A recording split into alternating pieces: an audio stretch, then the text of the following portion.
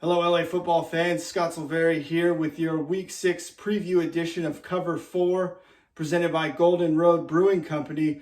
Big showdown this week. Rams at the scuffling 49ers. For LA, a win will have at least two key implications. The Rams can draw even in the win column with NFC West leading Seattle, who is off this week with a bye. They can also deal a nearly unrecoverable blow to the defending NFC champs' playoff hopes. The Niners at 2-3 after dropping their past two games. Another loss within the division could really debilitate their chances for a postseason spot, let alone a division title.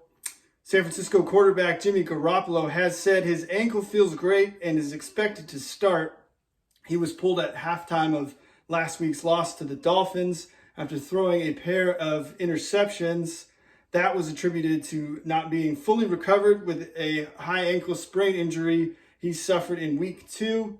The Rams will try to snap Jimmy G's 3-0 record and add to the 49ers' woes at home this season on national TV Sunday night. Some injury news from Rams practice this week, but maybe the kind you're not used to. A ruptured Achilles tendon was suffered by Thomas Brown, the Rams running backs coach. Head coach Sean McVay said Brown walked right off and didn't flinch. He also added that Brown was at practice on Friday, intends to coach on Sunday, and will have surgery next week.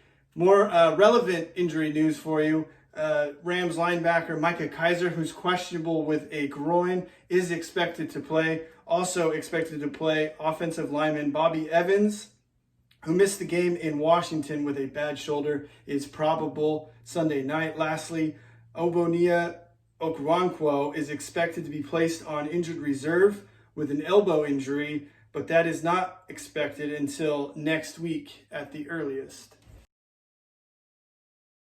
The Chargers are on a bye this week, and for fans, maybe that's a good thing after another heartbreaking loss, the last one happening Monday night in overtime to the New Orleans Saints. In fact, the Chargers became the 5th team in NFL history to blow 17-point leads in back-to-back games, with LA doing that in New Orleans and in Tampa Bay the week before. No team has ever lost 3 consecutive games with at least a 17-point lead. Some good news out of that tough loss, though, is another solid start for rookie quarterback Justin Herbert. 4 touchdown passes and a perfect passer rating with a clean pocket. That was the highest mark by a quarterback in week 5. Lastly, a free agent signing impacting the entire AFC West happened this week, with division-leading Kansas City signing Le'Veon Bell after his sudden release by the Jets.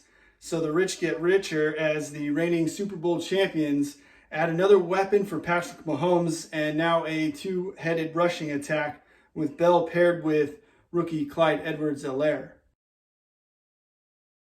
A developing story as Pac-12 football's getting ready to get started at the beginning of November.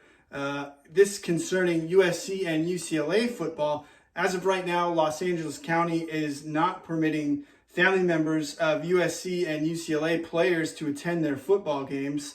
As a result, some parents have started a petition to be able to watch their sons play, according to an article in the LA Times. Horace McCoy, the father of USC wide receiver Brew McCoy, had this to say: "We understand the situation, that we're very fortunate to even be playing." And he continued, "I don't think it's too much to ask for the parents to be able to support their kids."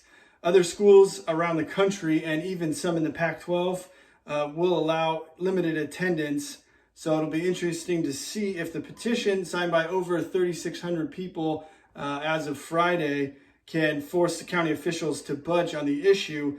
USC plays its first home game November 7th against Arizona State, with UCLA hosting Utah the following week.